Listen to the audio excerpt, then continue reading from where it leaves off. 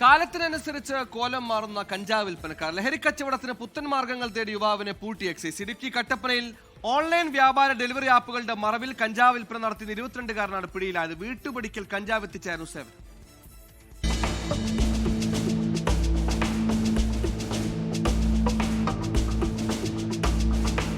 കട്ടപ്പനയിലും പരിസര പ്രദേശങ്ങളിലും യുവാക്കൾക്കും വിദ്യാർത്ഥികൾക്കും കഞ്ചാവ് എത്തിച്ചു നൽകിയിരുന്ന ആളാണ് തൃശൂർ മുല്ലക്കര സ്വദേശി ശ്രീജിത്ത് KS.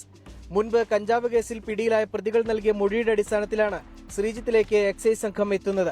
വിവിധ ഓൺലൈൻ ഡെലിവറി വ്യാപാര ആപ്പുകളുടെ വിതരണ ഏജൻസിയിലെ ജീവനക്കാരനാണ് ശ്രീജിത്ത്. ലഹരി ആവശ്യമുള്ളവർ ശ്രീജിത്തിനെ ബന്ധപ്പെടുകയും ഓൺലൈൻ വ്യാപാര വിതരണക്കാരൻ എന്ന പേരിൽ ബൈക്കിൽ സഞ്ചരിച്ച് കഞ്ചാവ് കൈമാറുകയുമായിരുന്നു രീതി. പലതവണ എക്സൈസ് സംഘം ഇയാളെ പിടികൂടി പരിശോധിച്ചിരുന്നെങ്കിലും തെളിവ് കണ്ടെത്താൻ കഴിഞ്ഞിരുന്നില്ല.